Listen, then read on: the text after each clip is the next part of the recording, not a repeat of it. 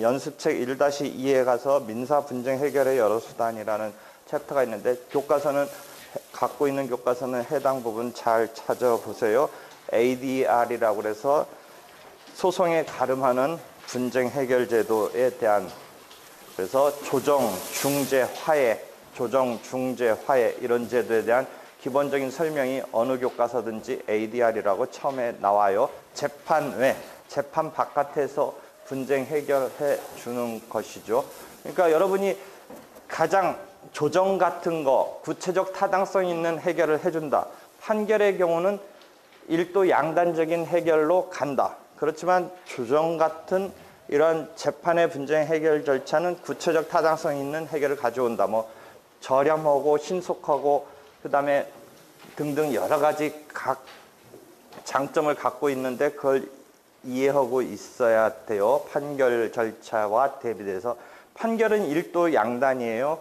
요건 사실에 입각해서 법규의 해석 적용을 해서 권리 의무를 확정하는 판결 절차에 대해서, 예컨대 조정 같은 경우는 이제 이게 일도 양단의 어떤 해결책을 주는 게 아니라 구체적 타당성 있는 해결책을 준다라는 것이죠. 그래서 연습책이든 여기든 각각 나오는 대표적인 게, 내가 하나 일도 양단과 아닌 것의 이 느낌을 전달하기 위해서 쓴 예가 있었는데 실제 사건이 나왔어요. 이런 거죠. 뭐 한 15살, 6살짜리 아들이 뭔가 아버지 입장에서는 안 맞는 거예요, 자기하고. 그래서 안 맞으니까 어디 가서 이제 어떻게 했냐면 그 유전자 검사를 해봤더니 진짜 안 맞는 거예요, 자기랑.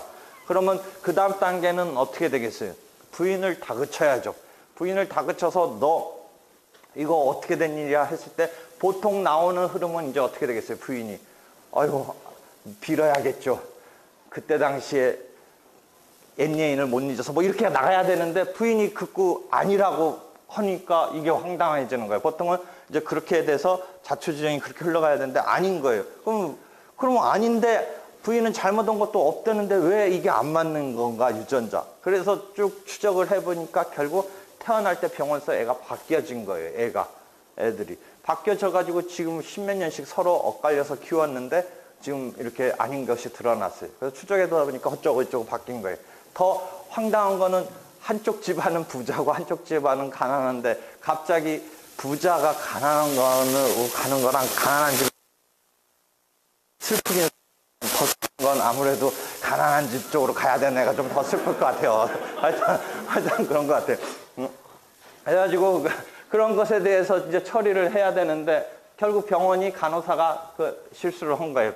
처음에 태어나서 이렇게 잘 간수를 못하면서 바뀐 거예요. 그런데 지금 15년 만에 그러니까 가서 이제 어찌되어서 하니까 병원으로서는 참 이거 잘못은 했고 뭐 참 이게 우리가 어떤 슬픔이나 피해에 대해서 결국 이런 거는 원상회복이라는 개념도 있을 수 없고 결국 돈으로 뭐 의자료를 해주고 하는 건데 그게 또 마땅히 어떻게 의자료가 책정돼야 될지 참 그렇잖아요. 그러니까 병원도 잘못은 했지만 또 이쪽이 요거는 돈 달라는 대로 다 해주는 것은 뭐 마음이 내키지는 또 않는 거, 이런 상황이라고 생각해 보세요. 잘못은 했다고는 치지만 또 어떤 요구 금액이 뭐 이렇게 상당하지 않아요.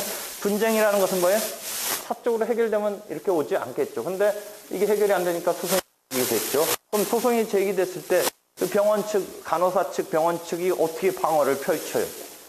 거기서 어떻게 방어를 펼쳤어요? 이쪽은 병원 측의 입장에서 보면 큰 돈을 내놓으라고 하고 있는데, 손해배상하고 있는데, 병원 측의 입장에서는 이런저의 심정은 그럴 수는 없지만, 그래도 소송을 당한 입장에서는 잘못했으니까 해달라는 대로 다 해주겠다는 취지라면 소송까지 오지도 않겠죠. 그 전에 타협이 됐겠죠. 그러니까 소송이 왔을 때는 뭔가 이제 싸우겠죠. 소송에서 어떻게 방어해버리면 이게 게임이 이상해지냐면, 소멸시효 항변을 그냥 해버리면 게임이 이상해지는 거예요, 병원이. 그건 안 때부터 3년, 발생한 때부터 10년, 즉 14, 6살짜리라고 내가 얘기했잖아요, 고등학생. 그러니까 이게 바꿔진 불법행위가 있을 때부터 10여 년이 확 지나버린 거죠. 안 건 최근에 알았더라도 3년 이내라고 하더라도 10몇 년이 지났으니까 소멸시효 항변이 딱 그냥 작동을 해버리면 원고의 청구가 기각이 돼버리죠. 그러니까 이런 경우에 있어서 일도 양단이라는 개념의 판결을 지금 말을 해주려고 하는 거예요. 판결에서는 판사가 병원 측에 대고서 야 거기다 소멸시효 항변하면 어떡하냐. 물론 여러분이 실제법으로 그래서 그런 때 나오는 실제법에서 하나 어떤 원리가 있어요. 소멸시효 지금 내가 말하려고 병원이 야 니들 양심이 있어라 이런 취지 비슷한 거기다가 소멸시효 항변하면 어떡하냐 뭐 이런 취지의 판단자인 판사 입장에서도 병원이 좀 야속하다라고 생각해서 거기다가 그럼 어떻게 하겠어요? 민법에서 신의치 그 얘기가 나오는 게 그거잖아요. 하여튼 그런 상황이 어떤 것도 있지만 일단 나오면 일도 양단이라는 게 그런 거예요. 그래서 셧아웃 될 수가 있어요. 그런데 이게 조정이나 화해라면 어떻게 하겠어요? 그런 마음을 헤아려서 구체적 타당성 있는 해결을 가져다 줄 수 있다라는 것이죠. 이해되겠죠. 그래서 그런 어떤 조정 화해라는 것이 분쟁의 타당성 있는 구체적 해결을 가져다 준다. 판결은 일도 양단에 어쩌고저쩌고 그 느낌이 확 다가오겠죠. 그래서 그런 ADR에 대한 설명을 하려다가 거기까지 갔어요. 요새 내가 하나 들은 사건도 그렇게 하면 조금 판결로 하면 좀 안타깝달까 너무 일도 양단인 게 요새 보고 들은 사건 중에 실제 신문에도 또 그러니까 나오더라고. 요새 꼭 남자 측은 아니었던 것 같은데 그런 사건이 많다는 거예요. 사귀면서 뭐 사준 것 중에 무슨 아이스크림 사준 정도 말고 차 사준 경우 원룸 임대료 내준 경우 그 뒤에 사귀다가 좋을 땐 좋았는데 파토나니까 그거 내놓으라는 소송이 그렇게 찌질한 사람들이 많다는 거예요 지금. 차 정도였으면 찌질해도 하여튼 청구는 해봐야겠죠. 하여튼 차를 사주거나 원룸비를 상당히 내주는데 무슨 아이스크림 사 먹은 정도는 아닌데 그런 것에 대한 반환 청구가 지금 파토 나고서 들어간 거예요. 그래서 이쪽이 최근에 내가 본 거는 여자가 남자를 차를 사줬더라고요. 남자가 참 되게 행세를 해가지고 차를 얻어 탔더라고요. 2살 어린데 연하라고 그 경우도. 여자는 전문직이고 남자는 대학생이니까 여러 가지 남학생이 거기서는 가부의 관계였는지 의의 여자가 차를 사줬다가 결혼에 이르지 못하고 파토가 나니까 여자가 열받아가지고 자동차 내놓으라고 했는데 자동차 내놓으라고 한 것도 아니고 자동차값 내놓으라고 했는데 자동차값만 내놓으라고 했으면 참 좋을 뻔했는데 아까 만들어 아이스크림 값 내놓으라는 취지에 둘이 쓴 비용도 다 청구를 했더라고요. 그러니까 그런 사건 딱 들었을 때 이쪽 요 경우는 남자고 하여튼 반대측 당사자가 뭐라고 얘기한 거예요. 이쪽은 대여했다는 거예요. 너 차 살 때 내가 빌려준 거다. 그 빌려준 건데 이제 내놔라. 이런 얘기에 청구가 들어간 거예요. 대여금 청구로 들어갔는데 지금 그 반대 당사자가 좀 아까 말한 것은 그 남자 측이 뭐라고 소송해서 이제 급기야 항상 연애하고 사귀는 관계라도 헤어져야 되니까 이제 싸움이 나고 막 치사하고 더 막 진짜 희한한 것 같고 반박을 하죠. 보통 사람보다도 더 막 황당한 것 같고 싸움을 이제 하는데 이 경우도 몰리니까 남자 측이 뭐라고 얘기했냐면 그것은 네가 나한테 그냥 사준 거 아니냐 이런 방어를 나오는 거예요. 지금 하고 펼치고 있는 방어는 뭐예요? 부인이에요? 항변이에요? 지금 너가 나한테 사준 거 아니냐?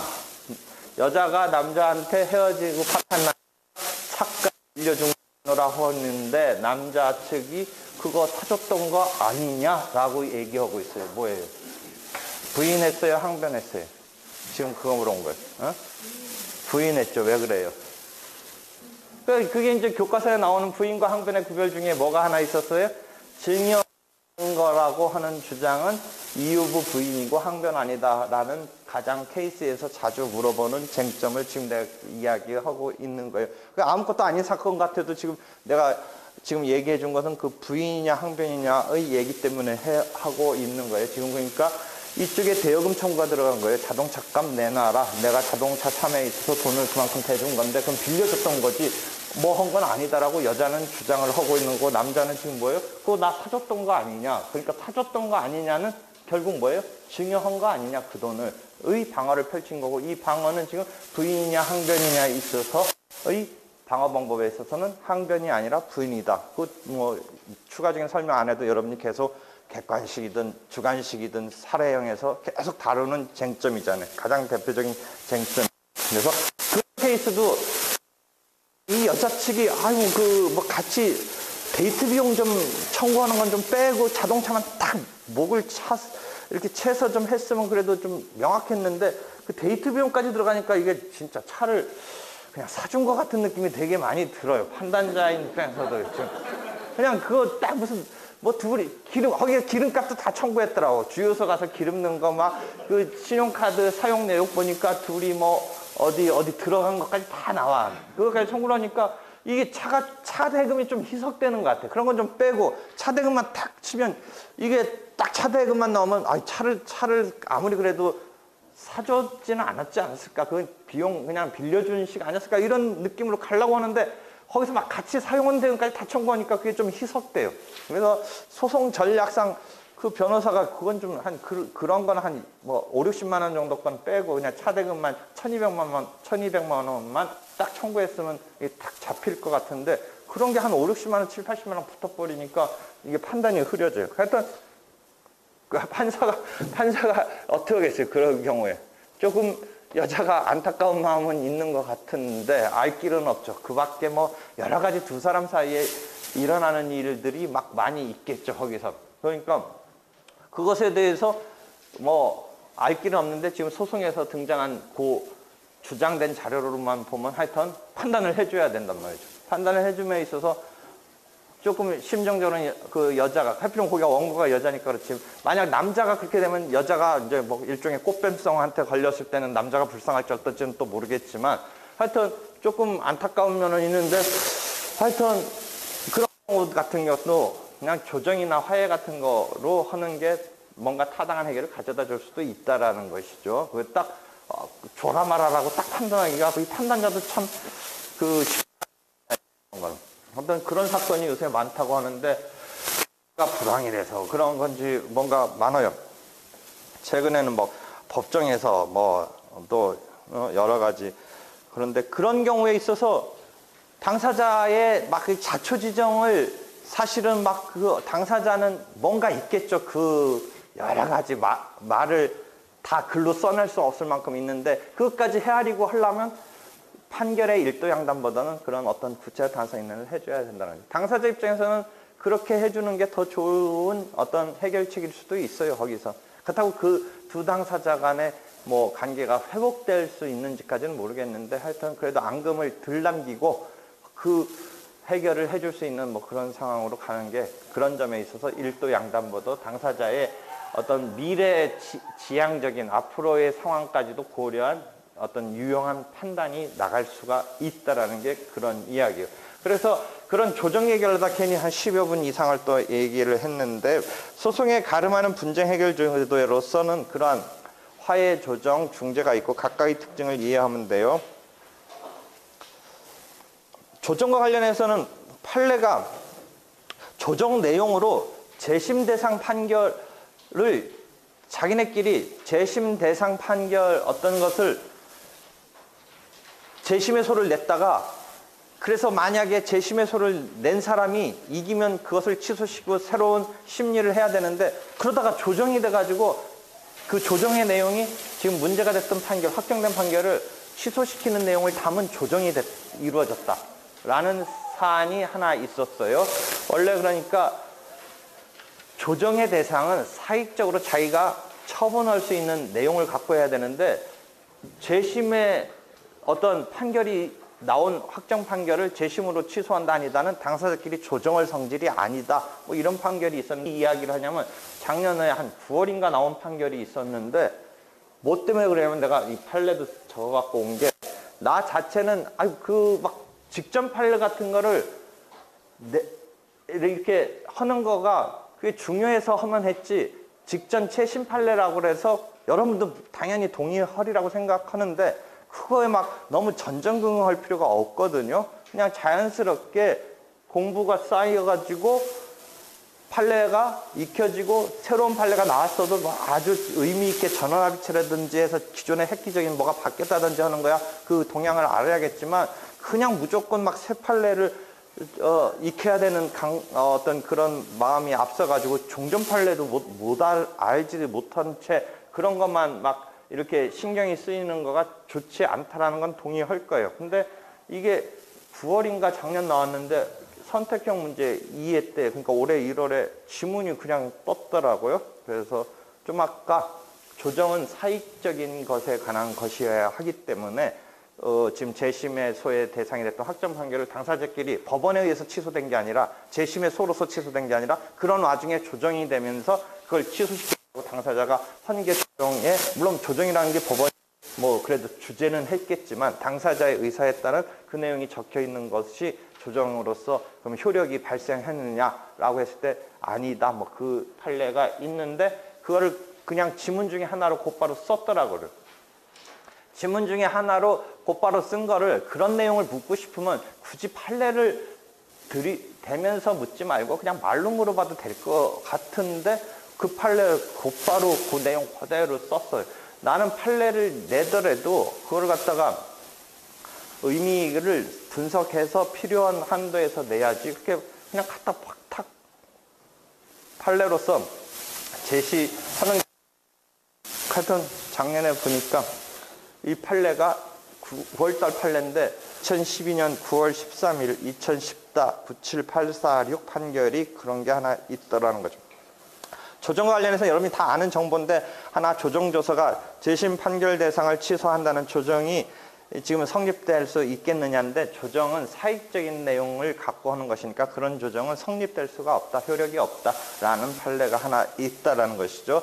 그 다음에 독촉 절차는 이제 뭐 재판 외 분쟁 해결 절차인 것은 아니고 여러분 교과서에 소액사건 심판 절차법에 따른 소액사건과 독촉 절차가 여러분 교과서 어디든지 마지막에 나와요. 어떤 특별한 절차죠. 분쟁을 해결해주는 특별한 절차이기 때문에 지금 여기서는 우리가 재판 외 분쟁 해결 절차와 함께 지금 내 연습책 두 번째의 질문으로는 큰 항목으로 어떤 분쟁 해결 절차와 함께 특별한 절차를 조금씩 한번 살펴보는 거예요. 그래서 독촉 절차라는 지금 명령에서는 선택형 같은 데서 기판력이 있느냐 없느냐를 물어보는데 기판력이 있다라는 입장도 있을 수 있는데 기판력이 없다는 게 실무와 판례의 입장이죠. 소액사건에 있어서 독촉 절차의 지금 명령에 유사한 것이 이행권고 결정제도가 있는데 역시 이행권고 결정제도도 기판력이 없다라는 게 일반적인 입장이죠. 그런 것의 실질적인 이유는 민사집행 44조의 청구 이의소에 있어서의 청구 이의 사유는 변론 종결 시점 이후의 사유를 갖고 이의를 하는 것인데 그 규정이 적용이 없다라는 게 실질적인 어떤 조문상의 근거이고 실질적으로 봐서는 어떤 거냐면 이런 변론을 열어서 내려진 판결은 그 판결에 기판력이 있다라는 것의 기판력이라는 것의 정당성의 근거는 어디서 찾는 거예요? 기판력의 정당성의 근거는? 국가의 강행적 공권적 판단에 대한 법적 안정성에서 정당성의 근거를 찾아요. 보통 그게 전통적인 입장이에요. 다시요. 지금 모순금지, 반복금지는 이제 어떤 기판력 때문에 발생하는 그것을 규율할 때 이제 쓰이는 그 틀에서 이제 얘기한 건데 기판력의 정당성의 근거는 국가가 내려준 판단에 대해서 법적 안정을 위해서 이제 더 다투지 마라 하는 것에서 찾고 있어요. 한편 조금 새로운 입장은 어느 측면에서 보냐면 새로운 입장에 대해서 혹시 말해줄 수 있어요? 기판력의 정당성 근거에 대해서. 절차 보장에 따른 자기 책임, 책임효 뭐 이런 용어를 쓰면서 우리가 이야기를 해요. 즉, 왜 다시 다툴 수 없느냐, 판결이 확정되면 왜 다툴 수 없느냐라고 했을 때 자기 주장 펼칠 기회를 확보해 줬기 때문에 그것에 따른 책임으로서 이제 다투지 마라라는 측면을 강조하는 입장이에요. 기존 입장은 이 사람이 다툴 기회를 부여했느냐의 그런 당사자의 지부지 고의과실 등의 어떤 주관적이라든지 행동에서의 제약 같은 것을 전혀 고려하지 아니한 채 전통적인 입장은 고려하지 아니한 채 내려진 판단에 대한 국가의 판단에 대해서 강행적으로 제도적으로 이제 이렇게 탁 굴복시킨다 이런 느낌의 정당성의 근거를 전통의 입장에서 취하고 있는데 반해서 새로운 입장은 당사자가 충분히 자기 변명 기회를 써먹고 나서 왜 이제 와서 또 따지려고 하느냐 이 측면이에요. 그러면 그게 무슨 차이가 있냐면 자기가 자기 주장을 펼칠 기회에 대해서 뭔가 이게 잘 안 된 경우가 있다면 전통적 입장에서는 그럼에도 불구하고 국가의 강행적 판단에 대한 법적 안정을 위해서 눌러버리는데 만약 후자의 입장을 취한다면 기판력을 깰 여지가 있게 생기는 거예요. 자기 주장을 펼칠 기회가 확보되지 못한 무언가가 있다라면 혹시 깰 틈이 생기는 거예요. 그런 차이가 있어요.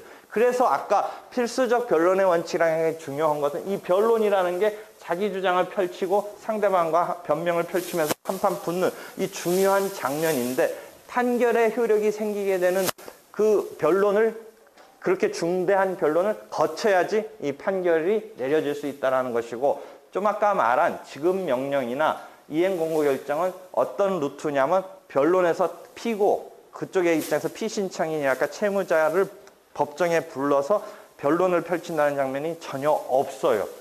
그러니까 독촉 절차를 통한 지급을 명령하는 것이 날아가고 물론 그쪽에서는 2주일 이내에 반박을 할 이런 텀은 있지만 하여튼 결과적으로 그런 것이 없다면 확정되거나 하고 그런 것이 있다면 이제 소송으로 가겠죠. 2주일 이내에 이의가 나오면 소송으로 가겠죠. 그러니까 그런 과정이 뭐 소극적으로 안 썼는지 뭐였는지 몰라도 없은 채 내려진 어떤 결론인 우리가 지급 명령이라든지 그런 결론인 이행 권고 결정에 대해서는 기판력을 없겠다는 생각을 실질적으로 할 수 있는 거예요. 조문상의 근거는 민사집행법 44조의 청구 이의 사유에서 찾기는 하지만 실질적으로 생각해 볼 때는 그렇게 이해하면 돼요. 그래서 선택형 등에서는 물어볼 수는 있겠죠. 그래서 독촉 절차까지 이해했고요.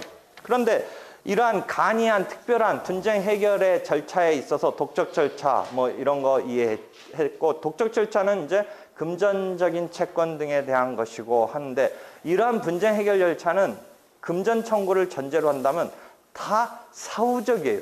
뒤늦게예요. 뒤늦게 터지고 나서 뭔가 판단 주체가 어떻게 하라고 해주는 것에 따른 건데 사전적으로 돈을 안 갚았을 때 채무자를 묶어두기 위해서 즉 우리가 강제 집행을 하기 위한 집행권원 이런 용어를 쓰는데요.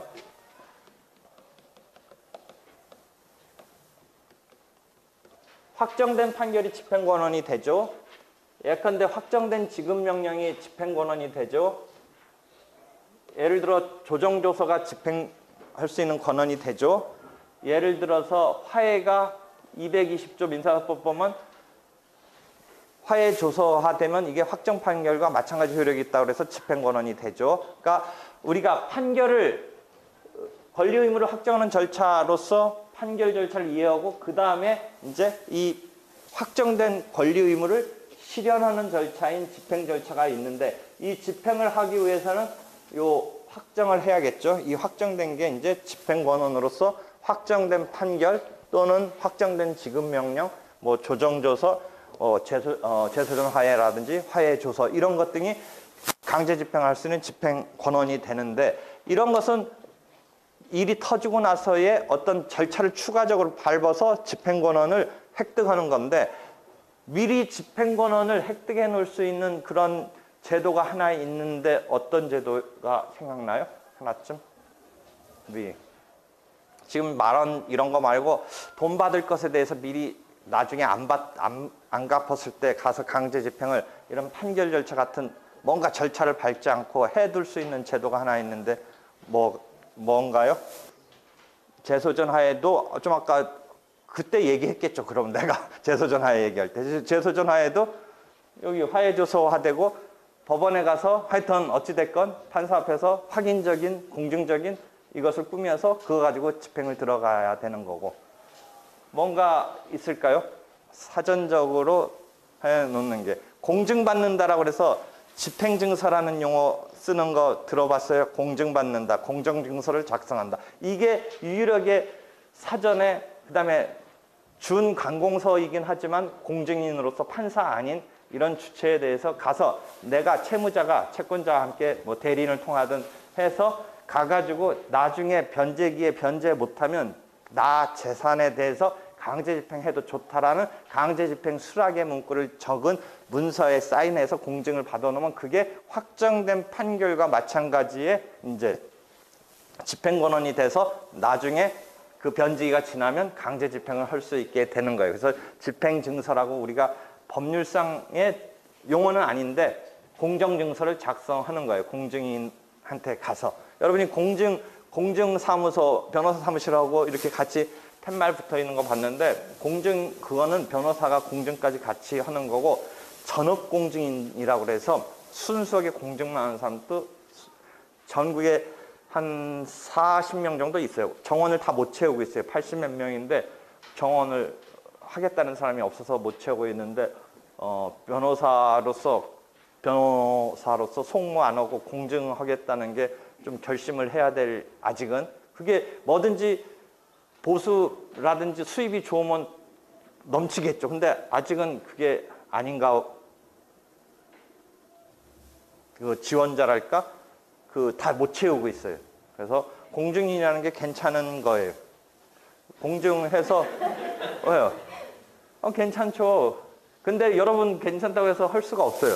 자격 중에 최고 높은 자격으로 변호사인 걸 전제로 10년 경력이어야 돼요. 되려면 10년 경력이어야 돼요. 그래서 그 공증 영역을 확대해서 수입이랄까 그 어떤 비즈니스적으로 좀 이게 혜택이 높다면 이제 경쟁이 몰리겠죠. 근데 순수하게 공증인 하라고 그러면 변호사 업무는 하지 말고 하라면 지금 거의 안 하려고 하는 상황에서 80여 명의 정원이 있는데 40여 명밖에 못 채워지고 있고 대부분 여러분이 공증사무소 보는 건 변호사 사무실이 인가를 받아가지고 거기서 변호사 중에 2명이 공증 업무를 하는 그런 사무소를 지금 보고 있는 거예요, 여러분이. 법인으로서 변호사 업무를 하는 법인 중에 2명 정도가 공증 업무를 거기서 하는 것을 인가받아서 변호사 사무실에서 공증 업무를 하는 건데 그건 인가공증이라고 임명을 받아서 전업으로 공증하는 경우도 있을 수는 있다예요. 독일은 공증이 더 높아요. 변호사나 이런 거보다. 높다라는 건 하여튼 보수 같은 게 신분이 좋아요. 그래서 서로 그걸 하려고 하는데 그래서 헌법재판도 걸리고 그래요. 독일서는. 왜 내가 우리식으로 본다면 사법연수원에서 조금 성적이 처져가지고 뒤늦게 열심히 분발해서 하는데 그 한 번 뒤졌던 것을 공증인이 되기 위한 추가적인 어떤 자기 요건의 점수를 따라잡을 수가 없어요. 한 번 이렇게 뒤쳐져 놓은 게. 그래가지고 헌법재판을 걸고 왜 이거 뒤늦게 분발한 것이 그게 커버가 안 되느냐. 열심히 했으면 그 격차를 좁힐 수 있게 세팅을 해놔야 되는데 아무리 열심히 해도 옛날 한번 벌어졌던 격차를 좁힐 수가 없어서 뭐 될 수 없는 게 이게 헌법에 의배되지 않느냐. 막 그런 정도로 공증인이 더 되려고 하는 뭐 이런 것까지 있는데 지금 뭐 얘기하려다가 그렇게 갔냐면 뭐 얘기해 주려면 당장 시험에 나오지는 않는데 해필이면 여기 쭉 하다 보니까 해야 될 수밖에 없어. 그런 공증이 업무 영역의 확대에 대해서 공증은 지금 금전 청구 같은 것을 집행증서로 만들어 놓고 나중에 이제 집행을 할 수 있는 강제 집행을 할 수 있는 집행 권한이 될 수 있다. 그 이야기를 하는데 4월 30일 날 이번에 국회에서 그 대상을 토지인도 부동산인도 이런 것까지도 미리 만들어 놓을 수 있게 했어요. 그 말은 뭐냐면 과거에는 미리 그런 걸 집행할 수 있게 만들어 놓을 수 있는 건 금전적인 청구에 한정되어 있었는데 그 대상을 부동산 인도 청구, 예를 들어 지금 이제 상황을 말한다면 임대차 끝나면 이제 여러분이 건물 빌려줬다가 제일 곤혹스러운 게 뭔지 알아요? 안 나가는 거예요. 끝났는데. 그러면 그 안 나가는 사람은 지금 장사가 잘 돼서 있는데 또 주인은 좀 얼때 올려달라고 하는 이런 싸움이겠죠. 그럼 이쪽은 얼때 올려달라는 게 너무나 부담스럽고 장사는 그런 대로 되면 일단은 버텨야 돼요.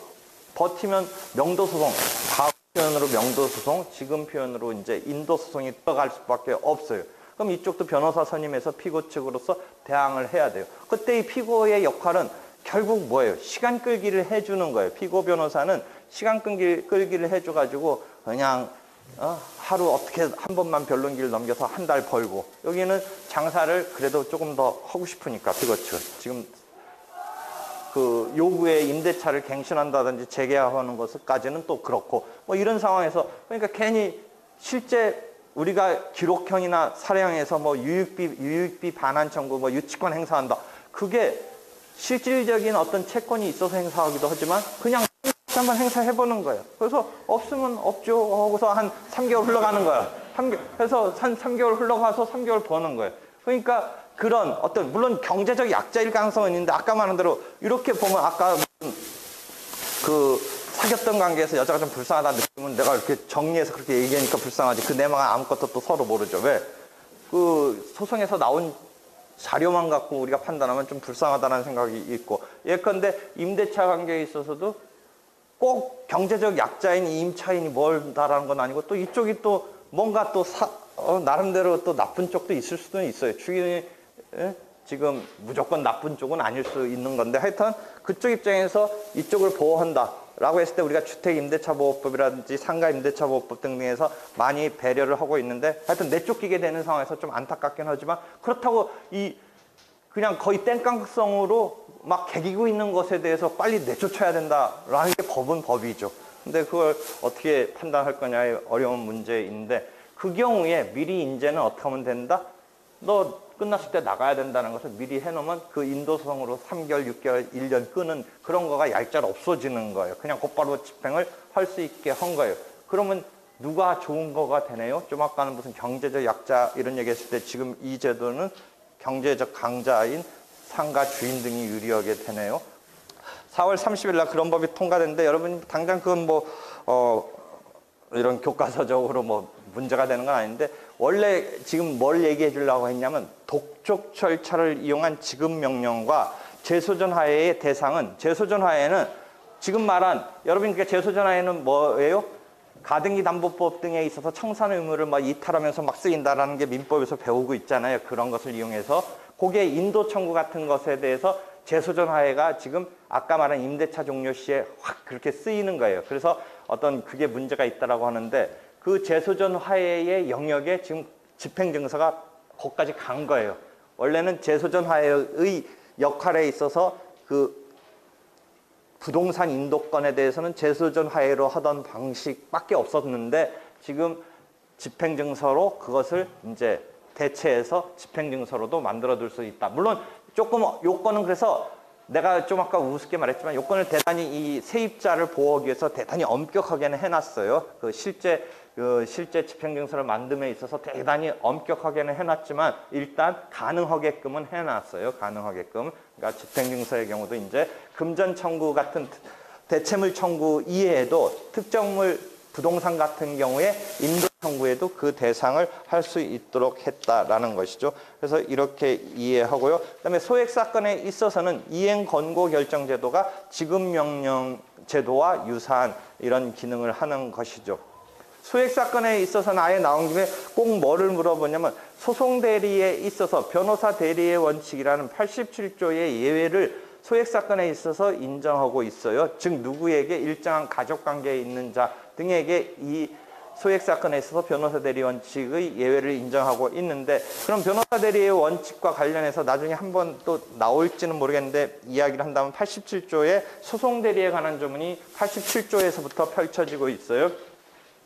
87조부터 펼쳐지고 있는데 그 첫 조문이 변호사 대리의 원칙이죠. 그래서 타인을 대리인으로 내세우는 즉 소송 대리인으로 쓰기 위해서는 변호사, 법무법인을 포함한다는 의미에서 변호사이어야 된다는 원칙에 대해서 형제관계 등에 있어서 그 다음에 회사 같은 경우에 있어서 그 업무 담당 직원에 대해서 일정한 예외를 인정해서 변호사가 아님에도 불구하고 대리인으로 내세울 수 있도록 하고 있는데 주관식에서는 물어보기는 쉽지 않은데 선택형에서 계속 물어보는 것 같아요. 그 대리 원칙의 예외에 대해서. 그래서 1회 때는 내가 그런 질문을 만들어서 물어봤어요. 병원이 의료비 5천만 원 정도를 받아야 되는데 해서 원무과 직원이 5천만 원 의료비 진료비 청구 소송을 냈는데 항소가 돼서 항소심에 있다. 이 사람의 소송 대리가 인정되느냐인데 일단 뭐를 체킹해야 되겠어요?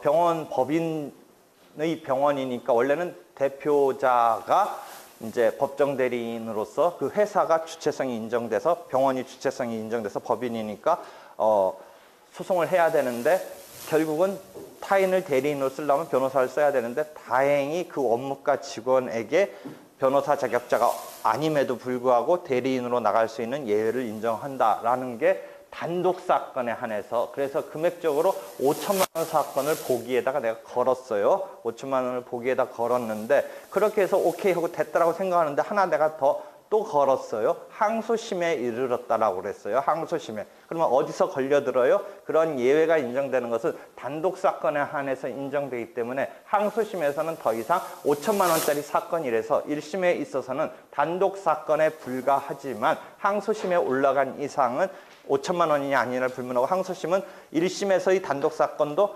항소심은 본원 항소부라는 합의체가 이제 재판을 담당하게 되고, 1심에서 합의 사건은 2심을 고등법원 합의체가 담당하고 있기 때문에 어느 경우이든 5천만 원짜리의 금액적인 사물관할로서 단독 사건에 해당하더라도 항소가 된 이상은 합의부가 이 재판을 담당하기 때문에 더 이상 변호사 대리원 측의 예외를 인정할 수 있는 상황이 아니니까, 그 경우는 내가 지문을 맞는 지문을 했는지 틀리는 지문을 했는지 모르지만 하여튼 내용상으로는 그런 내용의 어떤 지문을 설정을 했어요. 그다음에 이해 때는 보니까 소액 사건의 경우는 법원의 허가를 받아서 형제 자매가 대리인이 될 수 있다, 이런 지문이 그 독립 지문이 아니라 앞에 뭐는 뭐이나 뭐 이렇게 해서 있는데, 그 뒷문장이 앞문장 맞는데 뒷문장이 지금 어떻게 될 것 같아요? 거기서 뭐가 부착이 되냐면 소액 사건에 있어서는 허가를 받아서 형제 등이 대리인이 될 수 있다, 이런 지문이에요. 그럼 뭐가 거기서 틀린 거예요? 허가를 받아서예요. 소액 사건은 단독 사건보다 더 작은 2천만 원 이하 사건은 허가조차 요하지 않건데 그거를 걸었더라고요. 허가가 필요하냐 아니냐가 쟁점인데, 그게 이렇게 문장에 쓱 읽을 때 마지막에 이게 틀리냐 맞냐 택하는 데 있어 그 이전에서 그게 문제가 됐다라는 그 얘기를 해주려고 했어요. 그래서 소액 사건에 관해서는 그런저런 문제가 등장하더라는 이야기를 하고 1-2 끝나고요.